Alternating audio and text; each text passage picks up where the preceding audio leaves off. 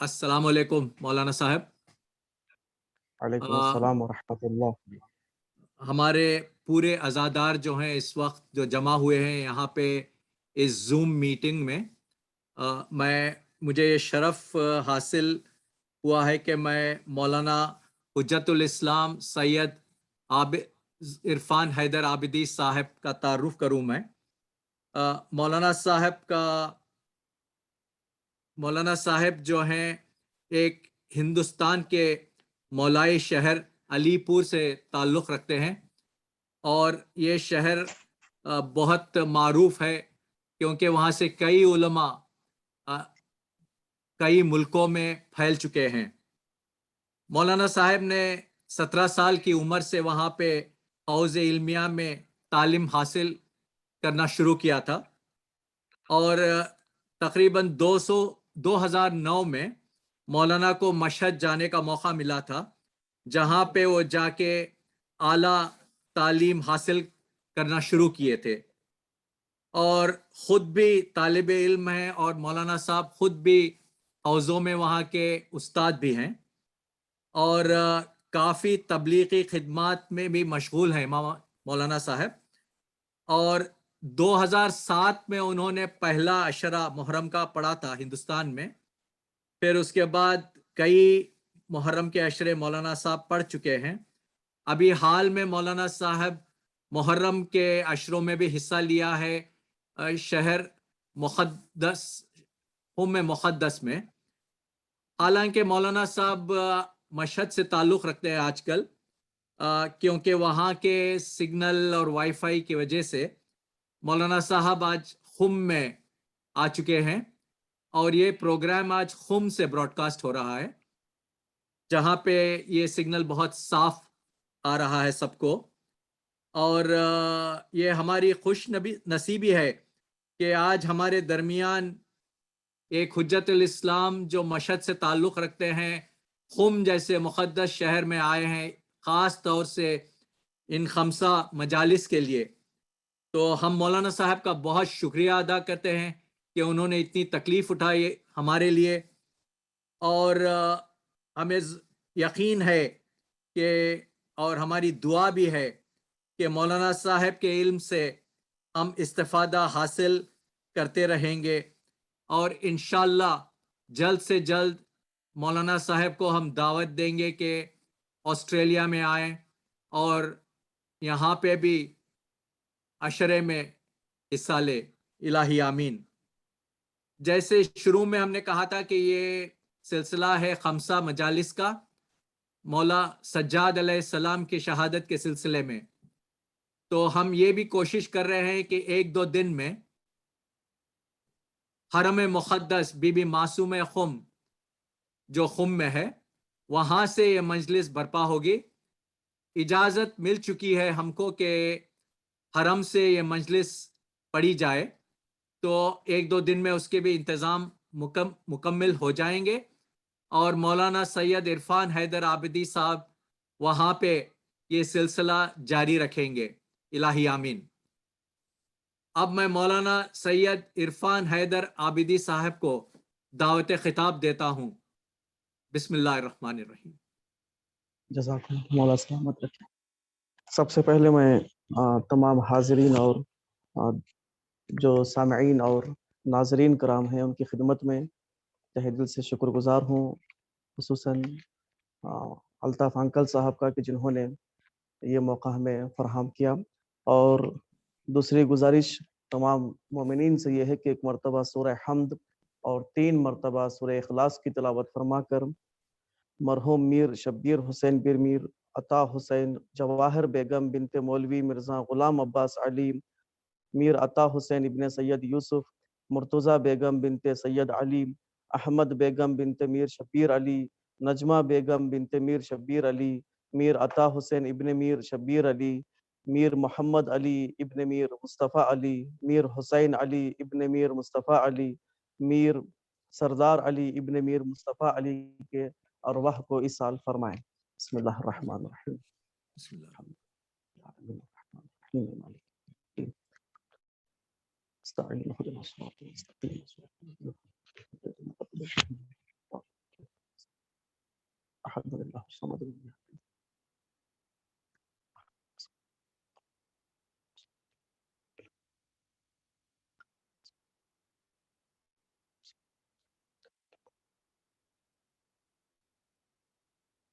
ماشاء اللہ لا حول ولا قوت الا باللہ العلی العظیم.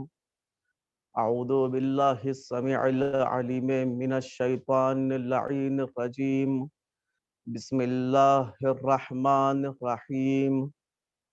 الحمد للہ الاول بلا اول کان قبلہ والآخر بلا آخر یکون بعدہ الذی قصرت الرؤیته ابصار الناظرین وعجزت عن نعته اوہام الواصفین الذی لیس لصفته حد محدود ولا نعت موجود ولا وقت معدود ولا اجل ممدود فطر الخلائق بقدرته ونشر الرياح برحمته ووطد بالصخور ميدان أرضه ثم الصلاة والسلام على أشرف الأنبياء وإمام المرسلين وخاتم النبيين رحمة للعالمين مولانا الثقلين جد الحسن والحسين أبي القاسم محمد.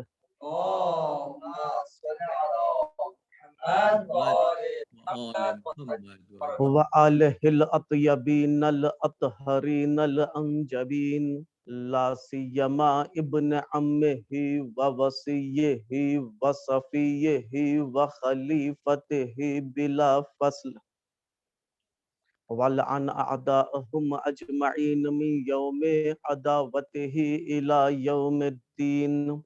أَمَّا بَعْدُ فَقَدْ قَالَ رَسُولُ اللَّهِ صَلَّى اللَّهُ عَلَيْهِ وَآلِهِ وَسَلَّمَ لِلَّهِ مِنْ عِبَادِهِ خَيْرَتَانِ فَخَيْرَتُهُ مِنَ الْعَرَبِ قُرَيْشٌ وَمِنَ الْعَجَمِ فَارِسٌ. وقال امام سجاد علیہ السلام ان ابن خیرتین. صلوات پڑھے محمد.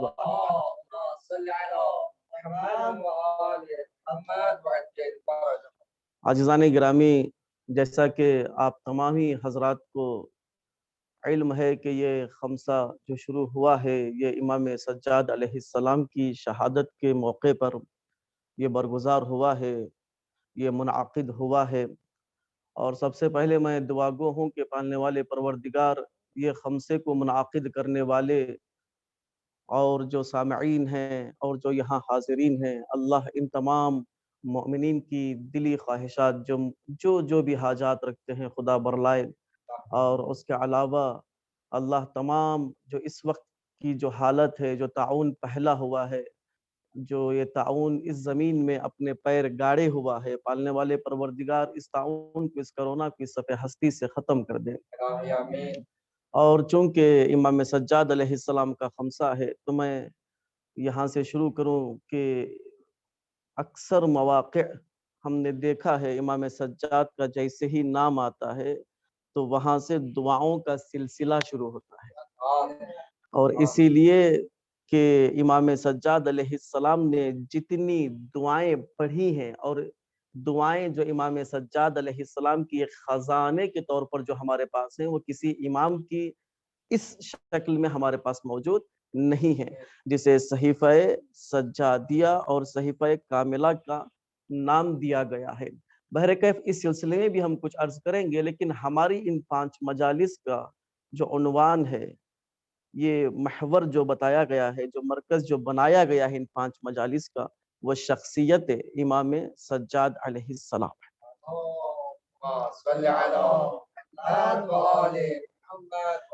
دیکھیں اگر صلوات پڑھنا ہے تو تھوڑا سا بلند آواز میں پڑھیں. محمد وآل محمد اس لیے کہ وعجل فرجہ. چونکہ خمسہ امام سجاد علیہ السلام کے نام ہے اور ہمارے ائمہ علیہم السلام میں یعنی امام سجاد علیہ السلام سے پہلے کے ائمہ یا امام سجاد علیہ السلام کے بعد کے ائمہ، پوری آپ ان کی ہسٹری پڑھ لیں گے، جتنی صلوات امام سجاد علیہ السلام پڑھے ہیں نہ ان سے پہلے والے کوئی پڑھے ہیں نہ ان کے بعد والے کوئی پڑھے ہیں. اور دوسری بات اس لیے کہ امام سجاد علیہ السلام کا جو دور تھا، انشاءاللہ پورے ان خمسے میں بتایا جائے گا کہ کس دور سے امام سجاد علیہ السلام گزرے ہیں. تو امام سجاد علیہ السلام کا دور جو تھا پرآشوب ترین دور تھا. یعنی ایسا دور تھا جس دور میں انسان حق کی بات کرنا تو دور حق کے بارے میں تصور بھی نہیں کر سکتا تھا. یعنی اس دور میں امام سجاد صلوات بار بار پڑھ رہے ہیں. کیوں؟ اس لیے کہ آیت اللہ اشتہاردی جو قم المقدسہ میں رہتے ہیں، یہ میرے لیے ایک شرف ہے جو میں ابھی قم المقدسہ آیا ہوں. یہاں قم المقدسہ میں وہ ہر دن سخنرانی کر رہے ہیں، یہ ہر دن ان کا بیان یہاں پر جاری ہے. وہ کہتے ہیں کہ صلوات جو پڑھا جا رہا ہے اللہم صلی علی محمد و آل محمد، اس صلوات میں ساری اصول دین مدغم ہے. یعنی سارا اصول دین اس میں ہے. اصول دین کیا ہے؟ توحید. خود اللہم یہ کہنا ایک توحید ہے، اور جو ہے اس کے بعد جو ذکر پیغمبر کا نام ہے، یہ رسالت ہے، یہ نبوت ہے، اور یہ صلوات کا پڑھنا خود ایک عدالت کا تقاضا ہے. خود ایک عدالت کا تقاضا، ایک لمبی بحث اس میں ہو سکتی ہے. پھر امامت و آلہ کہنے کے بعد اس کے بعد جو خود یہ صلوات کا وہاں پہنچنا اس دور میں، یہ برزخ بھی ہے اور ایک معاد اور قیامت بھی ہے. یہ ایک سلسلہ ہے صلوات کے سلسلے میں. البتہ جو ہماری بحث ہوگی وہ امام سجاد علیہ السلام کے اوپر ہوگی. مرکز اور منبع امام سجاد علیہ السلام ہے. انشاءاللہ اس خمسے کے بعد، یعنی اس خمسے کے بعد کم سے کم ہمارے ذہن میں امام سجاد علیہ السلام کی زندگی کا ایک خاکہ بن جانا چاہیے. اسی لیے خمسہ رکھا جاتا ہے، اسی لیے مجالس رکھے جاتے ہیں. ان مجالس کا کوئی فائدہ نہیں ہے جن مجالس میں کوئی استفادہ نہ کریں. مجالس ایک مہم چیز ہے. مجلسیں ایک بہت بڑی یونیورسٹی ہے. آج پوری دنیا میں دیکھ لیجئے کہ بچہ جب پیدا ہوتا ہے اسکول جاتا ہے، اسکول کے بعد کالج لائف اس کی شروع ہو جاتی ہے، اس کے بعد جاب وغیرہ. اب اس کے پاس دینی معلومات حاصل کرنے کا وقت نہیں ہے. لیکن سلام ہو ہمارے آبا و اجداد پر، بیجے سلام ہو بی بی زینب سلام اللہ علیہا پر، جنہوں نے ایک ایسی یونیورسٹی بنا کر ہمارے حوالے کیے ہیں جہاں پر ہمارے بچے آتے ہیں، دینی ہسٹری جانتے ہیں، اسلامی اعتقاد سے مزین ہو کر واپس جاتے ہیں. یہ ایک معمولی چیز نہیں ہے. آج پوری دنیا پریشان ہے اپنے دین کے بارے میں، اپنے جو مذہب کے بارے میں جو وہ ہیں اس کے بارے میں کچھ معلومات نہیں رکھتے.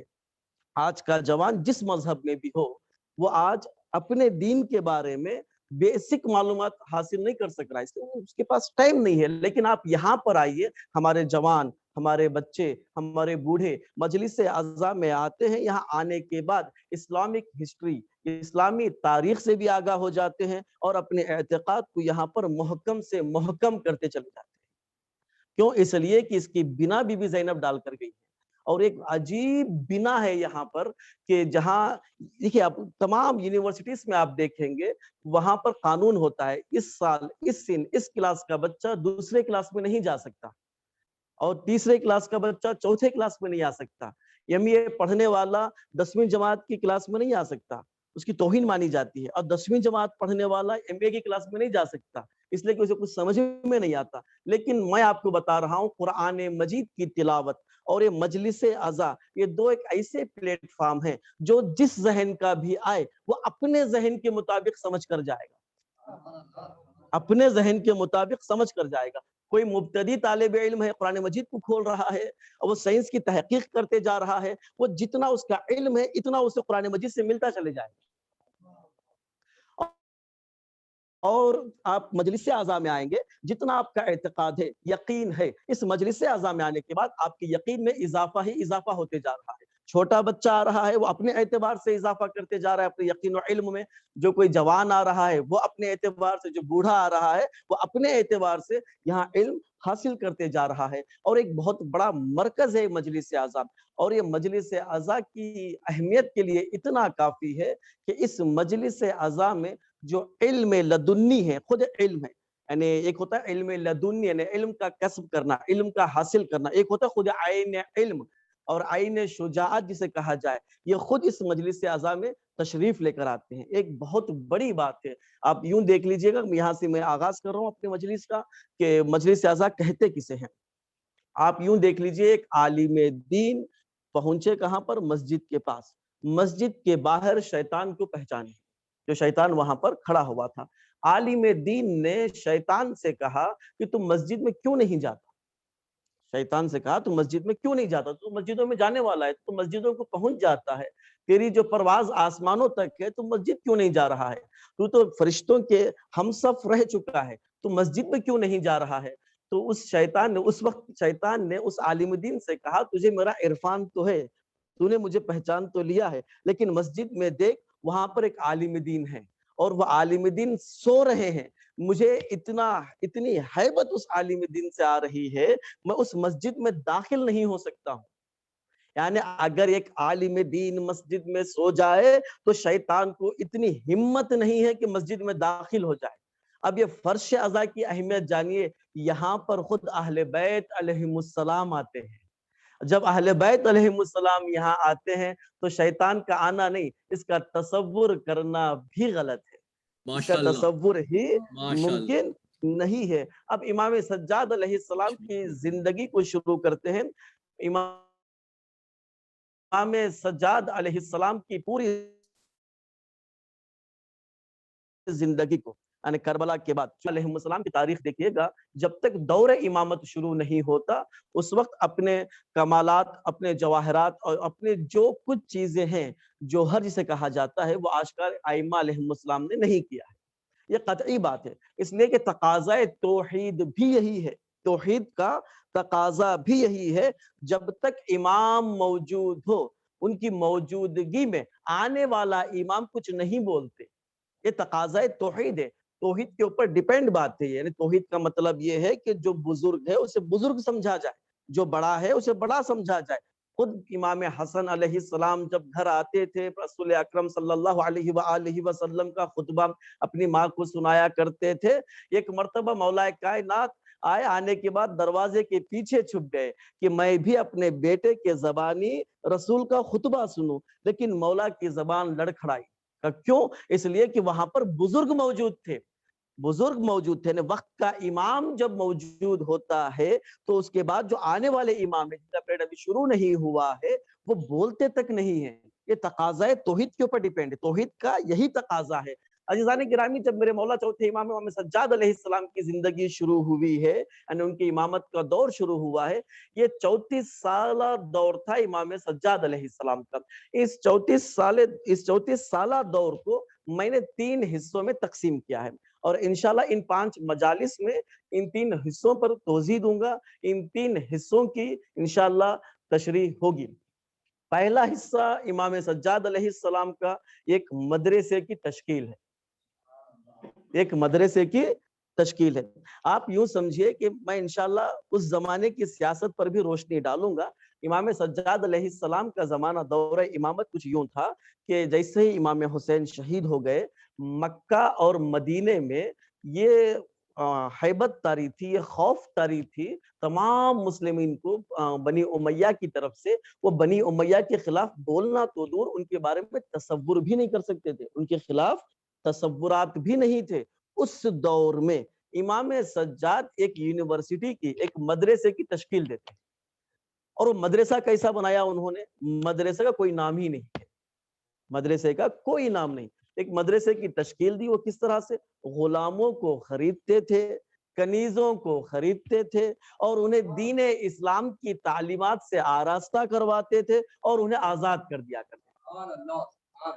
और इमाम सज्जाद अलैहिस्सलाम का दौर ऐसा था, कोई भी हक बात की थोड़ी सी भी तशरीह दे दे, कहीं पर कुछ कह दे, तो उसका सर अपने धड़ में रहता नहीं था, अपने बदन में उसका सर बाकी नहीं रहता था। अगर कोई ये कह दे कि अलवी यानी इमाम हुसैन अलैहिस्सलाम हक पर थे, सिर्फ इतना किसी मजलिस में अगर कह दे इमाम सज्जाद के जमाने में, और ये खबर वहां पहुंच जाए, तो वो अपने दौर में फिर वो हाजिर नहीं रहता था, या वो जिंदान चले जाता था या उसका सर कट जाया करता था।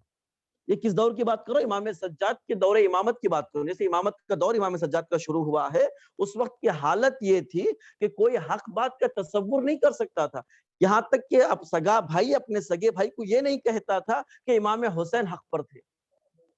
ऐसे दौर में इमाम ने एक मदरसे की तश्कील दी। यहाँ तक कि उलमाए रिजाल जो उन उलमा को कहते हैं जो हदीस में नकल करने वाले मुहद्दिसीन, जिन्होंने हदीस नकल किए, उनके नाम और उनकी तशरीह जो लिखते हैं, उसे क्या कहते हैं? उलमाए رجال کہتے ہیں. علماء رجال جو رجال کی کتابیں لکھتے ہیں، خصوصاً شیخ توسی رحمت اللہ علیہ، وہ 180 نام امام سجاد کے شاگردان کے لکھے ہوئے. اس دور میں جو ایک بندہ بھی حق کی بات نہیں کہہ سکتا تھا، 180 ایسے نام جو حق کی بنا پر احادیث حق کا حکم انہوں نے نقل کیا ہے. اور یہ مدرسے کی جو بنیاد ڈالی گئی ہے، اس کے بعد آپ خود دیکھ لیجئے، تاریخ پڑھ لیجئے، اس مدرسے کی بنیاد ڈالنے کے بعد امام باقر علیہ السلام اسے پروان چڑھائے، باقر العلوم انہیں کہا گیا. اس کے بعد پھر آپ آگے بڑھتے جائے، امام صادق کا زمانہ دیکھیے جب 4000 شاگرد ایک وقت مدینہ منورہ میں موجود تھے.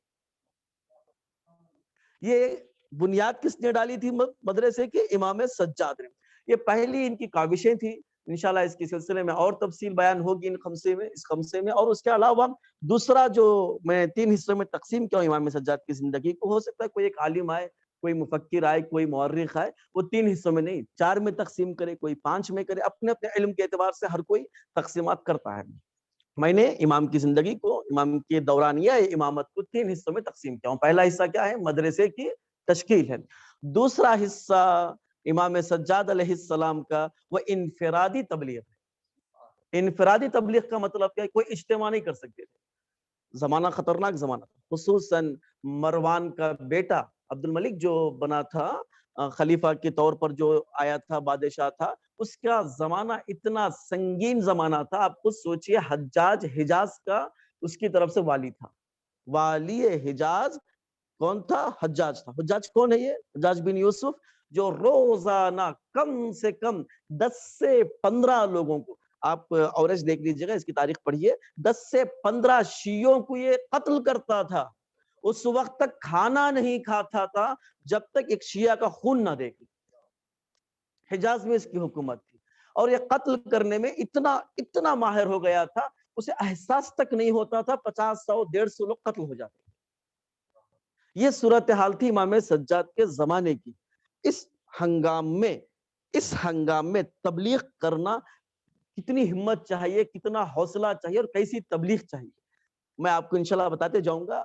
موارد بہت زیادہ ہیں. اور تیسرا جو مولا کی زندگی دورانیہ کی جو تقسیم بندی جو ہوئی ہے، جو پارٹ جو 3 پارٹوں میں تقسیم ہوا، تیسرا پارٹ امام سجاد کی دورانیہ امامت کا وہ تشہیر کربلا ہے. یہ 3 حصے ہیں. انشاءاللہ ان 3 حصوں میں ہماری پوری 5 مجالس ہوں گے، اور محور اور جو مرکزی ذات ہیں وہ امام سجاد علیہ السلام کی ہیں. اب یہاں سے ہمارا جو آغاز ہوگا وہ کچھ یوں ہوگا کہ امام سجاد علیہ السلام کی دورانیہ امامت سب سے سخت ترین دورانیہ امامت کس کی ہے؟ امام سجاد علیہ السلام کی. اور امام سجاد علیہ السلام کا ایک لقب، القاب امام سجاد میں سے ایک امام زین العابدین علیہ السلام ہے. اب خود اس لقب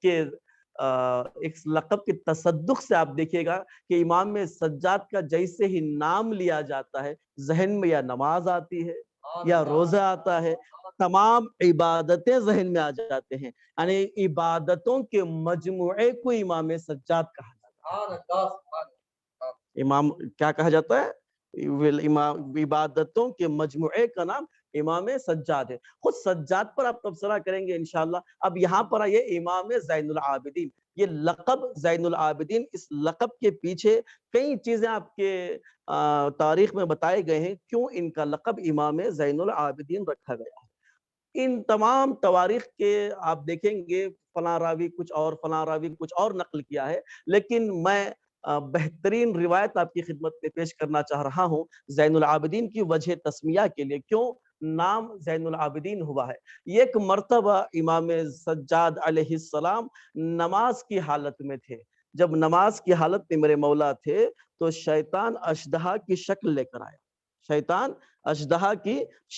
کر آیا. آنے کے بعد روایت میں ہے کہ امام کے پیروں کی طرف آیا اور آتے گیا، اور انگوٹھے کو، یعنی مولا کے پیر کے انگوٹھے کو اپنے دہان میں لے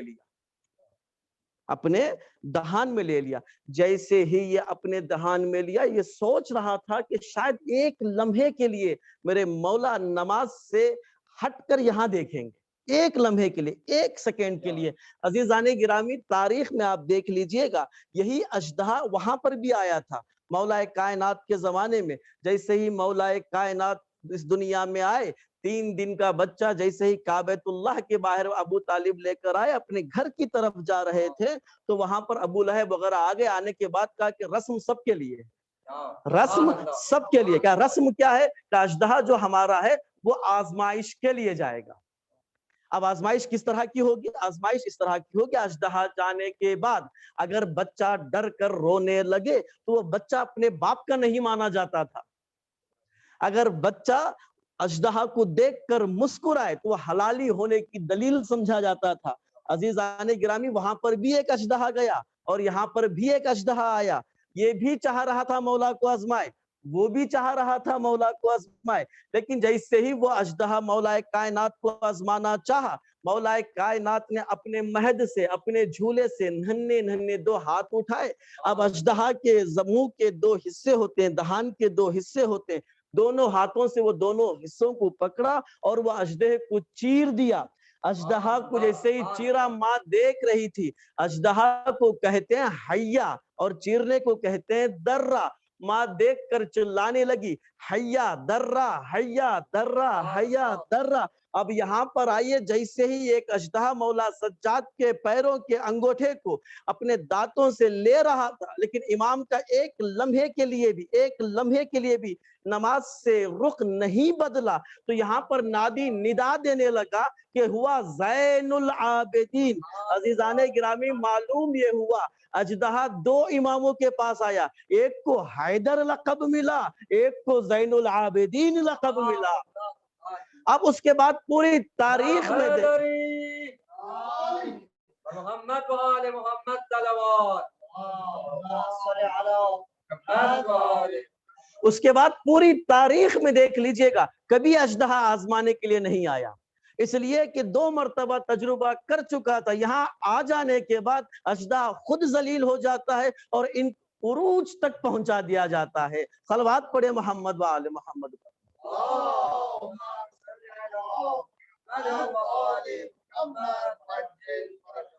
اور جو ہم لوگ یہاں پر امام سجاد علیہ السلام کا جب بھی تذکرہ کرتے ہیں تو امام سجاد علیہ السلام کا نام آتے ہی ذہنوں میں دعا کی آواز آتی ہے، ذہن میں دعا. اب قرآن مجید میں آئیے، قرآن مجید کیا کہہ رہا ہے دعا کے سلسلے میں؟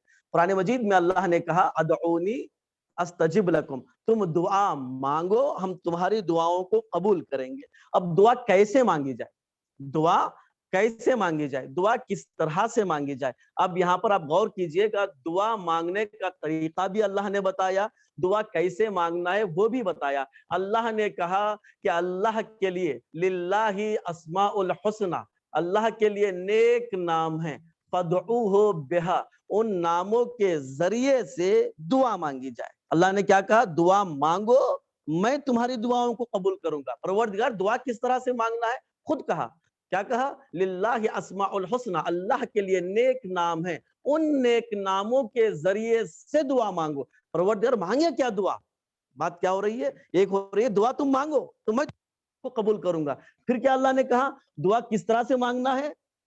کس طرح سے مانگنا ہے؟ ان نیک ناموں کے ذریعے سے مانگنا ہے. اب وہ نیک نام کیا ہیں؟ نیک نام کے ذریعے سے جو مانگنا ہے 2 روایتیں ہیں. ایک امام صادق نے فرمایا واللہ نحن اسماء اللہ، قسم خدا کی ہم ہی نیک نام ہیں اللہ کے. امام رضا نے فرمایا ہماری معرفت حاصل کرو پھر دعا مانگتے چلے جاؤ، تمہاری دعائیں قبول ہوتی چلی جائیں گی. اب مانگے کیا دعا؟ ایک ہے دعا مانگو قبول کروں گا، ان اسماء کے ذریعے سے دعا مانگو. پھر دعا کیا مانگے؟ اللہ نے کہا دعا مانگنا ہو تو یہ دعا، کئی دعائیں قرآن مجید میں فرمائی. ربنا ربنا ربنا ایک دعا، ربنا آتنا فی الدنیا حسنہ وفی الآخرۃ حسنہ، مشہور دعا ہے. دعا یہ مانگو پروردگار دنیا میں بھی نیکی ہو آخرت میں بھی نیکی ہو. انسان وہی کامیاب ہے جو اس دنیا میں رہے نیک رہے. نیکی کا مطلب کیا ہے؟ یہاں پر حسنہ سے مراد ہمارے استاد کہتے ہیں دنیا میں بھی وہ فائدہ مند ہو، گھاٹے میں نہ آئے، آخرت میں بھی فائدہ مند ہو، گھاٹے میں نہ آئے. یہ دعا مانگو. اچھا یہ دعا کیسے مانگا جائے؟ اب آئیے کچھ رخ اس طرف آئیے، ہمیشہ مثبت پہلو سے، پازیٹیو تھنگ سے نہیں، کبھی کبھی نیگیٹیو پہلو سے، منفی رخ دیکھ کر بھی دعاؤں کو سمجھا جاتا ہے. معرفت حاصل کی جاتی ہے. ادھر آئیے, مسجد نبوی ہے, معاویہ آیا ہوا ہے, مسجد نبوی ہے, معاویہ آیا ہوا ہے. پہلی مرتبہ حکومت کو سنبھالنے کے بعد, صلح حسنیہ کے بعد کون آیا؟ معاویہ. کہاں آیا؟ مسجد نبوی میں آیا. مسجد نبوی میں آنے کے بعد اصحاب کو ایک کے بعد دیگر خریدنا شروع کیا. ایک صحابی آیا کہ یہ کتنے میں بکے گا؟ کہ 200 درہم. اس کو 200 درہم کیا, اپنا گرویدہ بنا لیا, یعنی اپنا چاہنے والا بنا لیا. کوئی آیا کہ اس کو جاؤ حشم چاہیے, اس کو فلاں گاؤں کا گورنر بنا دو, اس کو فلاں چیز کی چیئرمینی دے دو, اس کو فلاں چیز دے دو. جو جس چیز کا محتاج تھا وہ چیز دیتا گیا, اور وہ اپنا گرویدہ بناتا گیا, اپنا چاہنے والا بناتا گیا. اتنے میں ایک بزرگ صحابی مدینہ منورہ میں تھے, جن کی ایج 150 سے 160 سال تک بتائی جاتی ہے. معاویہ سے کہا گیا ایک بزرگ صحابی ہے, اس کو بھی لایا جائے. کہاں لے آیا جائے؟ اب وہ آیا. اب معاویہ بڑا خوش ہوا. بہت لمبی تفصیل ہے, گفتگو ہے, بس میں جو لینا ہے وہ ربنا آتینا فی الدنیا حسنہ وفی الآخرۃ حسنہ, سمجھنے کی کوشش کیجیے گا. اب وہ آئے, بزرگ صحابی بیٹھے. معاویہ نے کہا کہ تمہاری کیا حاجت ہے, تمہیں کیا چاہیے؟ آنے والے نے کہا میں تو بوڑھا ہو چکا ہوں, داڑھی سفید ہو چکی ہے, پیر قبر میں جا چکے ہیں, ایک کام کر لو, کیا؟ جنت کی ضمانت دے. معاویہ نے کہا یہ تو میرے بس کی بات نہیں ہے, دنیا میں کیا چاہیے بتائیے. کہ دنیا میں نے ایک حسین چیز کھو دیا ہوں. بزرگ صحابی نے کہا میں نے حسین چیز اس دنیا میں کھو دیا ہوں, وہ چیز مجھے چاہیے. اب یہ سوچ رہا تھا کہ شاید کچھ درہم ہوں گے, سواری گھوڑا وغیرہ کچھ ہوگا, یا گھر کوئی قبضہ لیا ہوگا, چھڑوا دیں گے. کیا ہے وہ چیز؟ آنے والے نے کہا وہ جو حسین چیز ہے وہ ہے جوانی. جوانی پلٹا دیجئے. معاویہ نے کہا یہ بھی میرے بس کا نہیں. اب وہ صحابی کھڑا ہوا, اٹھنے کے بعد کہا ربنا آتنا فی الدنیا حسنہ وفی الآخرۃ حسنہ. نہ دنیاوی حسن تو دے سکتا ہے, نہ تیرے بس کی بات ہے آخرت میں کوئی نیکی دے دے, تیرے پاس بیٹھنا بھی بیکار ہے. اب یہاں پر آئیے, ایک کتاب میں لکھا ہے والبیہ, حبابہ والبیہ, مدینہ منورہ کی ایک ضعیفہ ہے جو 113 سال کی ہے. حبابہ والبیہ, امام سجاد کا زمانہ ہے. امام سجاد کے گھر آئی, دق الباب ہوا, جیسے ہی دروازہ کھلا امام سجاد اسے سوالیہ انداز میں دیکھ رہے تھے. یعنی امام سجاد نے دیکھا اس کے چہرے میں ایک سوال ہے, اس کے چہرے میں ایک سوال ہے, وہ چاہتی ہے حسن دنیا کو حاصل کرے. امام سجاد نے ایک اشارہ کیا, وہ بوڑھی سے جوانی میں تبدیل ہو گئی. امام سجاد کا 35 سالہ دور ہے, امام سجاد کا دور ختم ہوا, 5ویں امام کا دور شروع ہوا. یہی حبابہ والبیہ وہی انداز میں 5ویں امام کی خدمت میں آئی. آنے کے بعد کہا مولا آپ کے بابا نے مجھ پر ایک مہربانی کی تھی. امام نے نہ سوال سنا نہ وہ مہربانی کیا ہے جاننے کی کوشش کی. مولا باقر نے ویسے ہی اشارہ کیا جیسے امام سجاد نے کیا تھا, ویسے ہی جوانی پلٹ آئی جیسے امام سجاد کے زمانے میں پلٹی تھی. اب آئیے, زہری کہتا ہے میں ایک دوست رکھتا تھا, میرا ایک قریبی دوست تھا, جنگ روم میں امام سجاد کے زمانے کے ایک کم پہلے, تھوڑا سا پہلے ایک جنگ روم ہوئی تھی, جو مسلمان وہاں فتح ہوئے تھے, فتح ہوئے تھے, مسلمان فتوحات کیے ہیں. جنگ روم کو فتح کیا ہے. وہاں پر اس کا ایک دوست, کس کا؟ زہری کا. وہ کہتا ہے میرا شہید ہو گیا میرا دوست. میں سوچ رہا تھا وہ کتنا بالا مقام ہوگا, اس کا کتنا مقام ہوگا, شہید ہوا ہے. حکومت کی بناوٹ کے لیے, اسلامک حکومت کے بننے کے لیے گیا ہے, اس کا مقام کیا ہوگا. وہ سویا خواب میں دیکھا. زہری دیکھتا ہے امام سجاد علیہ السلام کا زمانہ ہے, زہری خواب میں دیکھتا اس کا دوست کا مقام بڑا عالی ہے, اس کا دوست کا مقام بہت عالی ہے, بہترین جواہرات کے ذریعے سے اس کا محل بنا ہوا ہے. آپ میرے ساتھ رہیے گا, بہترین جواہرات کے ذریعے سے اس کا محل بنا ہوا ہے. ربنا آتنا فی الدنیا حسنہ وفی الآخرۃ حسنہ. اب دیکھیے گا جوانی یہاں آئی ہے, بوڑھی سے جوانی یہاں بنی ہے. اب ادھر آئیے, زہری کہتا ہے میں نے خواب میں دیکھا جو شہید دوست تھا اس کا بڑا سا محل ہے. میں نے پوچھا کیا شہادت کا درجہ ہے, شہادت کا کیا درجہ ہے, یہ محل تیری قسمت میں, کاش کہ میں بھی شہید ہو جاتا. وہ کہتا ہے کہ میرے سے بڑا مقام تیرا ہے, میرے سے بڑا مقام تیرا ہے. وہ کیوں؟ اس لیے کہ تو ہر جمعہ امام سجاد کا چہرہ دیکھتا ہے اور دیکھنے کے ساتھ ساتھ صلوات پڑھتا ہے. پھر زہری پوچھتا ہے بتا یہ محل تجھے کیسے ملا، یہ محل تجھے کیسے ملا؟ وہ بتاتا ہے میں شہید تو ہوا ہوں، درجہ شہادت تو مجھے نصیب ہوا ہے، لیکن یہ محل جو مجھے ملا ہے وہ شہادت کے عوض نہیں ملا ہے، شہادت کے عوض نہیں ملا ہے. شہادت کے عوض مجھے کوئی اور چیز ملی تھی، لیکن وہاں تک پہنچنے کے لیے مجھے ہزاروں سال کا سفر کرنا پڑتا، وہاں تک پہنچنے کے لیے ہزاروں سال کا سفر کرنا پڑتا. لیکن جیسے ہی میرا فوت ہوا، میں یہاں پر پہنچا شہادت کے درجے کے بعد، یہاں پر میں نے دیکھا کہ کوئی میرا چارہ کار نہیں ہے، یہاں پر کچھ بھی میرا کچھ بھی نہیں ہے، سناٹا ہی سناٹا ہے. اتنے میں ایک نورانی شخصیت حاضر ہوئی. آنے کے بعد کہا کہ میں جانتا ہوں کون ہے تم، مجھے تو جانتا یا نہیں جانتا؟ میں نے کہا کہ جانا پہچانا چہرہ تو لگ رہا ہے لیکن سمجھ میں نہیں آ رہا ہے. مولا سجاد وہاں پر پہنچنے کے بعد کہتے ہیں دیکھ میں وہی ہوں جسے تم محبت کی نگاہوں سے دیکھا کرتا تھا، جسے تم محبت کی نگاہوں سے دیکھا کرتا تھا. امام سجاد کو محبت کی نگاہوں سے جو دیکھا کرتا تھا. زہری کہتا ہے خواب میں وہ دوست مجھے کہتا ہے کہ ہزاروں سال کا سفر ہے وہ سیکنڈوں میں امام نے کروایا. اور وہاں پہنچنے کے بعد جو شہادت کے درجے کا جو محل مجھے تھا وہ محل تھا ٹھیک، اچھا دکھ رہا تھا، لیکن مولا سجاد نے کہا یہ شہیدوں کا محل ہے، لیکن چل تجھے محبوں کا محل دیتا ہوں، تجھے محبوں کا محل دیتا ہوں. اور یہ وہی محل ہے جو محبت امام سجاد میں مجھے ملا ہے. عزیزان گرامی، دنیا میں بھی حسن چاہتے ہو، آخرت میں بھی حسن چاہتے ہو، ان کے در پر آؤ اور ان کے چوکھٹ پر سجدہ کرو، تمہاری دنیا بھی کامیاب ہو جائے گی، آخرت میں بھی کامیاب ہو جاؤ گے. صلوات پڑھے محمد و آل محمد.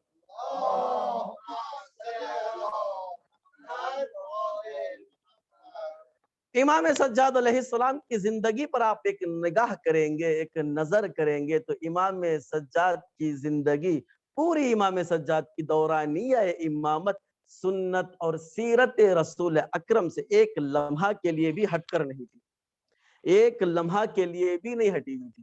یعنی امام کا اٹھنا بیٹھنا سیرت نبویہ سے ہٹ کر نہیں تھا، پوری سیرت رسول.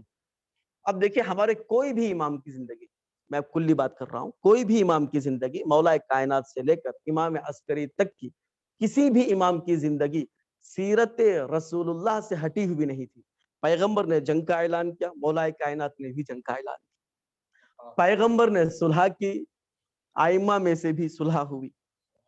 امام سجاد کی زندگی پوری کی پوری 13 سالہ مکہ مکرمہ کی جو زندگی تھی پیغمبر کی، وہی زندگی مدینہ منورہ کی 34 سالہ دورانیہ امامت سجاد. یعنی اگر کوئی رسول اکرم کی 13 سالہ زندگی جو مکہ مکرمہ کی گزری ہے اس کا دقیق جائزہ لے، دقیق طریقے سے، یعنی بہترین طریقے سے، عمیق گہرائیوں سے، یعنی بہترین طریقے سے اس کا مطالعہ کرے. یہ جو 13 ایئرس ہیں، جو 13 سال جو گزرے ہیں مکہ مکرمہ میں رسول اکرم کی، یہ پڑھے، بہترین طریقے سے پڑھے. پڑھنے کے بعد امام سجاد کی 34 سالہ زندگی کو نگاہ کرے، کوئی فرق محسوس نہیں ہوگا، کوئی فرق محسوس نہیں ہوگا. پیغمبر کے زمانے میں بھی پیغمبر دیکھتے تھے غلام پریشان ہے، کلمہ پڑھ رہا ہے، کوڑے لگ رہے ہیں، اعلان کرتے تھے اسے آزاد کر دو. امام کے زمانے میں بھی غلام پریشان ہے، یہاں تک کہ تاریخ میں ملتا ہے جہاں بردہ فروشی ہوتی تھی، غلاموں کو بیچا جاتا تھا، امام وہاں سے گزرتے، ہر غلام کے چہرے میں مسکراہٹ ہوتی، خوش ہوتا، شاید مولا مجھے خرید لے، شاید مولا مجھے خرید لے. اور اخلاق کے بارے میں یہ ملتا ہے امام سجاد علیہ السلام کا اور پیغمبر اکرم صلی اللہ علیہ وآلہ وسلم کا اخلاق، ان دونوں کے اخلاق میں ذرہ برابر فرق نہیں دیکھیں گے. وہ کس طرح سے رسول اکرم کے زمانے میں لوگ آتے تھے مکہ، کس لیے آتے تھے؟ اس وقت بھی کعبے کا طواف ہوتا تھا، دور جاہلیت میں بھی، ابراہیم پیغمبر کے بعد یا اس سے پہلے بھی کچھ گوشے ملتے ہیں تواریخ کے، وہاں پر جو ہے طواف ہوا کرتا تھا. یہ اور بات ہے، طواف کی اقسام ہیں، طواف کے ڈھنگ بدلا گیا ہے، لیکن طواف پہلے بھی ہوا کرتا تھا. تو طواف کے لیے آتے تھے. تو اب یہاں پر مکے کے مشرکین کہتے تھے دیکھو جو کچھ بھی ہو جائے یہ جو بیٹھا ہوا ہے نا اس کے قریب نہ جانا، یہ جو بیٹھا ہوا ہے اس کے قریب نہ جانا. اور کیوں بھائی؟ ہمیں تو شعور ہے، ہمیں تو عقل ہے، ہم تو جائیں گے، ہم تو جائیں گے. سمجھیں گے وہ کیا کہ نہ جانا مت، اس لیے کہ جو ایک مرتبہ حبیب خدا کا چہرہ دیکھ لیتا تھا اس کے دل میں تمنا بڑھتی جاتی تھی دوسری مرتبہ دیکھوں، تیسری مرتبہ دیکھوں، چوتھی مرتبہ دیکھوں. میں یہی چیز آج کئی زائرین سے سنتا ہوں جو کربلا جاتے ہیں، آتے ہیں، کہتے ہیں نہیں جو نہیں بھرا، نہیں دل نہیں بھرا، پھر دیکھنا چاہتا ہوں، پھر دیکھنا چاہتا ہوں. جتنی مرتبہ لوگ کربلا جاتے ہیں اتنی ہی عشق میں اضافہ ہوتا ہے اور اتنی تشنگی بڑھتی چلی جاتی ہے.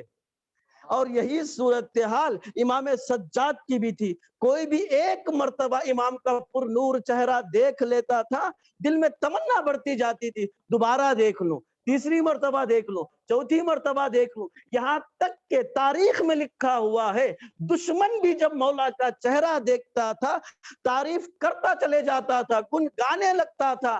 روایت میں ملتا ہے وقت کے بادشاہ کا بیٹا حشام وہاں پر موجود تھا مکہ مکرمہ میں کعبۃ اللہ کے قریب، اور اس کے ہمراہ اس کے حکومتی لوگوں میں فرزدق تھے، حکومتی لوگوں میں فرزدق تھے. حکومتی لوگ یعنی کیا؟ جن حکومتی لوگ کہتے اسے ہیں بادشاہ جیسا بھی ہو اس کی تعریف کرے. حکومتی لوگوں کا یہی رویہ ہے، بادشاہ جیسا بھی ہو اس کی تعریف کرے. کسی بھی حکومت میں آپ چلے جائیے، یزید کے جو ہمراہ تھے وہ یزید کی تعریف کیا کرتے تھے. اور کسی بھی دور میں کسی بھی بادشاہ کے زمانے میں چلے جائیے گا. یہاں پر دیکھیے حشام کعبۃ اللہ کے پاس کوشش کر رہا ہے طواف کر لے حجر اسود کا، لیکن نہیں کر سکا. بہت کوشش کیا لیکن نہیں کر سکا، ہجوم اتنا تھا. اتنے میں کیا دیکھا؟ اب وہ خود تاریخ یہ کہہ رہی ہے کہ وہ پلٹ آیا، ایک کرسی میں بیٹھ گیا، کرسی میں بیٹھ گیا اور منظر دیکھ رہا تھا خلوت ہو جائے تو میں جاؤں چوم لوں حجر اسود کو. اتنے میں علی کا پوتا علی آیا، جیسے ہی چلتا گیا ہیبت اتنی تھی یا محبت اتنی تھی یا اخلاق کا کرنیں اتنی تھی یا نور پر نور چہرہ ایسا تھا لوگ خود بخود ہٹتے چلے گئے اور یہ پہنچے طواف کرنے لگے، چومنے لگے. لوگوں نے پوچھا بھائی تو تو حاکم کا بیٹا ہے، تو تو خلیفہ وقت کا بیٹا ہے، تجھے کسی نے راستہ نہیں دیا؟ تجھے کسی نے راستہ نہیں دیا؟ یہ کون ہے؟ اس نے سوچا کہ اگر میں ان کا تعارف کرواؤں میرے جو ارد گرد لوگ بیٹھے ہوئے یہ کم نہ ہو جائے. یہ سوچتے ہوئے اس نے کہا کہ میں اس کو نہیں جانتا. اتنا ہی کہا تھا. میں نے کیا کہا؟ جو ان کو دیکھنے لگتا ہے نہیں چاہتے ہوئے بھی تعریفیں شروع کر دیتا ہے، گن گانے لگتا ہے. فرزدق بیٹھا ہوا تھا کہ تو نہیں جانتا انہیں تو کعبہ جانتا ہے، انہیں تو حجر اسود جانتا ہے، انہیں تو مسجد حرام تک جانتا ہے.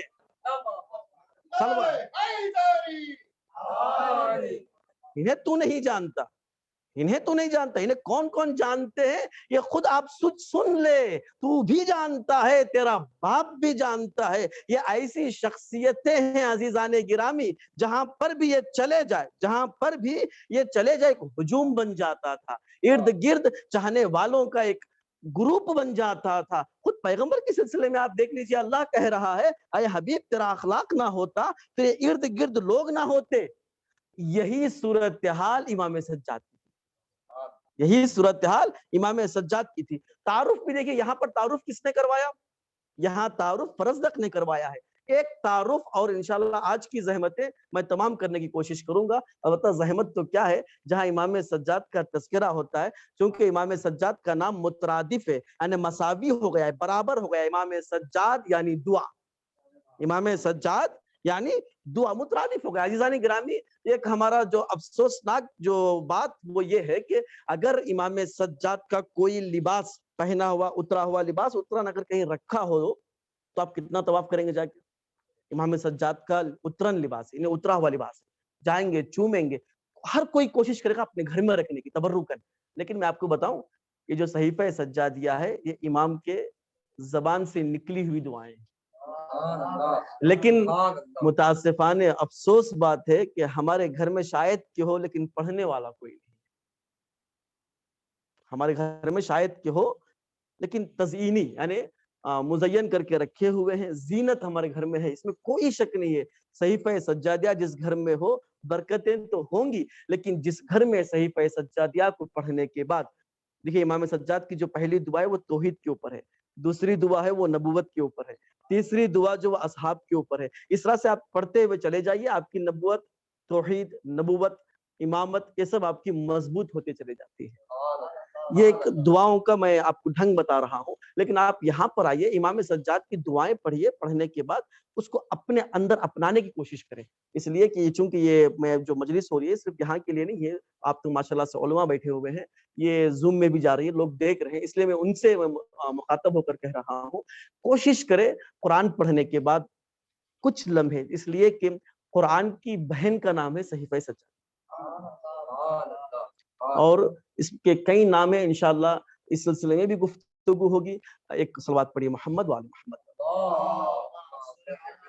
تعارف کی بات ہو رہی تھی، فرزدق نے تعارف کروایا، لیکن ایک تعارف یہاں پر بھی ہوا. کہاں پر ہوا تعارف؟ کچھ یوں ہوا، امام سجاد بیمار تھے، بے ہوش تھے. بی بی زینب نے پوچھا، بیٹا یہ بتاؤ جل کے مر جائے یا جان بچا کر جائے؟ بی بی زینب کا سوال. یہاں پر تاریخ میں آپ دیکھیے گا، بی بی زینب کا ایک سوال ہے امام سجاد سے. امام سجاد کی کیا حالت ہے؟ بیمار ہے. امام سجاد بے ہوش ہے. یہاں پر تاریخ دیکھیے گا، تاریخ رسول اکرم کے ساتھ بھی گزرا. پیغمبر اکرم بھی کیا تھے؟ آخری زمانے میں بیمار تھے، بخار ہو گیا تھا. اب پیغمبر نے کہا قلم اور دعوات لے کر آئے، قلم اور دعوات لے کر آئے، میں کچھ لکھ دوں. لوگوں نے کیا کہا؟ لوگوں نے کہا کہ یہ ہذیان بک رہے ہیں، یہ نعوذ باللہ بذالک ہذیان بک رہے ہیں. بی بی زینب تعارف کروا رہی ہیں سوال پوچھ کر. امام کسی بھی حالت میں ہو معصوم، کسی بھی حالت میں ہو معصوم ہوتا ہے. معصوم کسی بھی حالت میں ہو معصوم ہوتا ہے. یہاں امام جو ہے بیمار تھے، بے ہوش تھے. افاقہ ہونے کے بعد پہلا سوال بی بی زینب کا تھا. وہاں پر پیغمبر اکرم بے ہوش نہیں تھے، حالت بخار میں تھے. لوگوں نے ہذیان کہہ دیا. بی بی زینب نے تعارف کروایا. پہلے کیا کیا؟ تعارف کروایا. دیکھو امام امام ہوتا ہے. اور امام سجاد نے یہ نہیں کہا کہ پھپھی اما آپ جانتی ہیں، آپ جانتی ہیں اس مرحلے میں کیا کرنا. نہیں، کیا کہا؟ جان کا بچانا واجب ہے، باہر چلے جاتے ہیں. عزیزان گرامی، پہلے زبان سے تعارف کروایا، پھر اٹھا کر لا کر بتایا دیکھو یہ تعارف ہے، یہ امام ہے یہ وقت کا. اور یہاں پر آئیے، امام پیغمبر نے بھی تعارف کرایا زبان سے، پھر اٹھا کر بتایا دیکھو یہ امام ہے تمہارا. یہ آپ کو مراحل بتاتے جا رہا ہوں تعارف امام سجاد. لیکن امام سجاد کی جو زندگی جو 3 حصوں میں بٹی ہوئی ہے، پہلا انشاءاللہ میں تشریح آئندہ مجالس میں کروں گا. پہلی جو امام کی جو پارٹ ہے زندگی کا، وہ ہے مدرسے کی تشکیل. دوسرا حصہ انفرادی تبلیغ. اور تیسرا حصہ جو امام سجاد کا جو گزرا ہے وہ ہے تشہیر کربلا. تشہیر کربلا بڑی سخت تشہیر تھی. امام سجاد علیہ السلام کی جو حصے میں آئی ہے تشہیر کربلا بڑی سخت تھی. امام سجاد علیہ السلام کی خدمت میں مدینہ منورہ میں ایک شخص آیا. آنے کے بعد کہا مولا میں فقیر ہوں، انا الفقیر، میں فقیر ہوں. مولا نے کہا تو فقیر ہے؟ ہاں. پھر مولا نے فرمایا اگر تو یہاں مر جائے تو تجھے کفن دینے والے ہیں یا نہیں ہیں؟ مولا میں مدینہ منورہ میں ہوں، رسول کے شہر میں ہوں، مسلمان ہوں. اور مسلمان دشمن بھی ہو، مسلمان اپنا فریضہ جانتے ہیں، کوئی مر جائے تو اسے بغیر غسل و کفن کے دفناتے نہیں ہیں. امام سجاد اس کا ہاتھ پکڑتے ہیں، کربلا کا رخ کرتے ہیں، کہتے ہیں السلام علیکم یا ابتا یا ابا عبداللہ. بابا آپ پر میرا سلام ہو. بابا یہ دیکھیے یہ فقیر ہے لیکن مدینہ منورہ میں پورے یقین کے ساتھ کہہ رہا ہے اگر مر جاؤں تو مجھے کفن بھی ملے گا، غسل بھی دیا جائے گا، دفن بھی ہوں گا. لیکن بابا آپ تو امت کے امام ہیں، کلمہ پڑھنے والے موجود تھے، اپنے نجس بدنوں کو دفن کر دیے. لیکن بابا آپ کے ٹکڑے بکھرے پڑے تھے، کربلا کی جلتی رہتی تھی، لیکن دفن تو دور کوئی کفن پہنانے والا نہیں تھا. حتیٰ کوئی یہ تک نہیں کہا ارے ہم جس کا کلمہ پڑھتے ہیں یہ اسی کا نواسا ہے، ہم جس کا کلمہ پڑھتے ہیں وہ رسول رسول اس کے بوسے دیا کرتا تھا، اسے یوں ہی نہ چھوڑو۔ لیکن آزادارو، امام سجاد نے تشہیر بڑی عجیب کی، تشہیر اس طرح سے کی، منہال کہتے ہیں میں دیکھ رہا تھا پانی اوپر سے ٹپک رہا ہے، بوند بوند ٹپکتا جا رہا ہے، میں نے اوپر دیکھا، نہ کوئی بادل تھی، نہ کل کوئی بارش ہوئی، نہ آج کوئی بارش ہوئی تھی، میں اوپر گیا تو کیا دیکھا، میرا وقت کا امام روتا جا رہا ہے، آنکھیں سفید ہو گئی ہیں۔ میں نے کہا مولا کب تک روئیے گا؟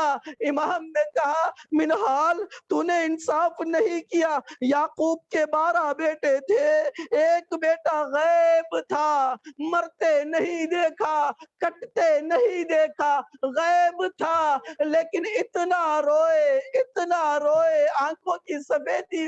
عزادارو، منہال نے کہا مولا مولا مولا شہادت تو آپ کی میراث ہے، لیکن عزادارو امام نے فوراً ایک لفظ استعمال کیا، منہال شہادت ہماری میراث ہے، اس میں کوئی شک نہیں ہے۔ منہال یہ بتاؤ میرے بہنوں کا، میرے پھوپھیوں کا بے ردا بے مقنا کربلا سے کوفہ، کوفے سے شام تک پہرانا، یہ بھی ہماری میراث ہے۔ عزادارو، جب بھی امام سجاد سے پوچھا جاتا مولا آپ کو کہاں تکلیف ہوئی ہے، کبھی مولا نے نہیں کہا اکبر کے جگر میں جو نیزہ لگا وہ تکلیف آور تھا، مولا نے نہیں کہا اصغر کا من الاذن الی الاذن، اس کان سے اس کان تک ذبح ہونا نہیں۔ آزادارو، جب بھی پوچھا گیا مولا بتائیے آپ کو تکلیف زیادہ کہاں ہوئی ہے، مولا کہتے الشام الشام الشام۔ اب شام میں کیا تکلیفیں ہوئی ہوں گی؟ عزادارو، روایت میں یہ ہے کہ شام حلب سے کچھ پہلے ایک جگہ ہے جسے آج بھی مشہد السقط کہتے ہیں، ایک جگہ ہے شام سے پہلے، آج بھی حلب شہر سے کچھ پہلے اسے مشہد السقط کہتے ہیں۔ وہ کیوں مشہد السقط کہتے ہیں؟ اس لیے کہ کربلا معلیٰ میں امام حسین کی ایک اہلیہ تھی، وہ اہلیہ حاملہ تھی، باردار تھی، جیسے وہ اپنے بارداری کو سنبھالتے ہوئے کوفہ اور کوفے سے شام تک اس مقام تک پہنچی ہوئی تھی، حلب سے کچھ دیر پہلے، حلب سے کچھ فاصلے تک پہنچی ہوئی تھی۔ آپ سوچئے حاملہ خاتون ہے، کربلا کا سانحہ گزر گیا ہے، وہاں سے کوفہ بے کجاوا اونٹیں، اور وہاں سے حلب کے پہلے تک وہ اپنے حمل کو بچائے ہوئے تھی۔ عزادارو، جیسے ہی وہاں پہنچی تشنگی بڑھتے گئی، پیاس کے عالم میں وہ کہنے لگی العطش العطش، مجھے پانی چاہیے مجھے پانی چاہیے۔ روایت میں یہ ملتا ہے عمر ابن سعد کچھ فاصلے میں کرسی پر بیٹھا ہوا تھا، عمر ابن سعد سے لوگوں نے پوچھا یہ امام حسین کی اہلیہ ہے، یہ حاملہ ہے، اسے پیاس طاری ہو گئی ہے، شدت کی پیاس سے پانی مانگ رہی ہے۔ اس نے کہا خبردار ایک گھونٹ پانی نہ پہنچانا۔ عزادارو، وہیں پر وہ تاب نہ لا سکی، وہیں پر بچہ سقط ہو گیا۔ اب روایت میں ملتا ہے جب امام حسین آخری رخصت کے لیے آئے تھے تو اس اپنی بیوی سے کہا تھا یہ بچے کا نام محسن رکھنا۔ عزادارو، بچے کا نام محسن رکھنا۔ اب مجھے نہیں معلوم حکمت مولا کیا تھی ہوگی، بچے کا نام محسن کہا، لیکن میرے تصورات اس محسن تک پہنچ گئے جو محسن فاطمہ کے پیٹ میں تھا۔ عزادارو، دشمن آگوں لکڑیاں لے کر آئے ہوئے تھے، کہا خلو ابو الحسن، ابو الحسن کو باہر بھیجو۔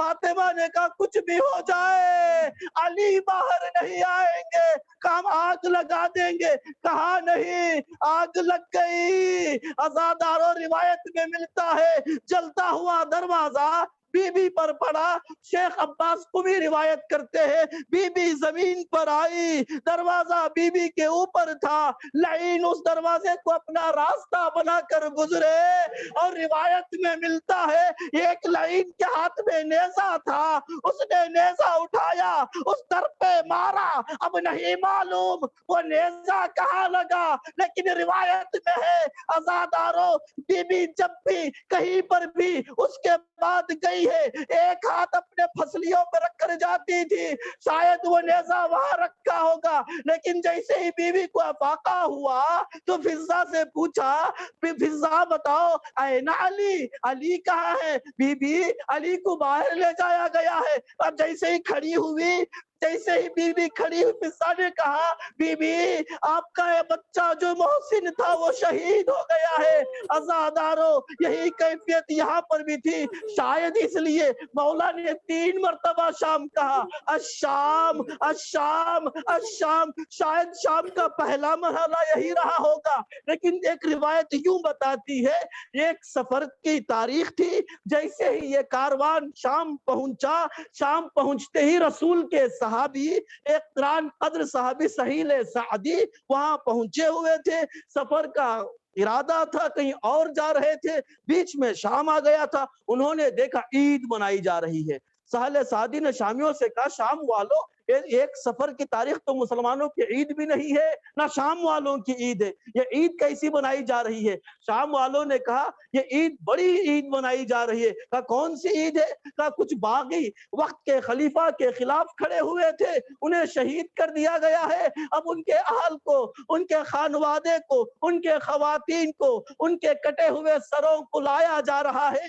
अब वो सोच रहे थे ये कौन बागी होंगे, वहीं पर रुक गए। कहा कहाँ आ रहे हैं? कहा ये बाबू साथ है, इस दरवाजे में ये वारिद होंगे। अज़ादारों, सहले सादी उस दरवाजे पर पहुंचते हैं। क्या देखा? लाइन कुछ ऐसे सर ला रहे हैं जिन्हें वो पहचानते हैं, मदीने वाले लग रहे हैं। अब इन्होंने देखा, देखते ही आंखों में आंसू आए, पहुंचे। कहा ये नूरानी सूरतें किसकी हैं? जब बताया गया ये नूरानी चेहरे किसी और के नहीं, ये सरे हुसैन है, ये सरे अब्बास है। अब रहा न गया और रोते रोते एक सवारी के करीब पहुंचे तो क्या देखा?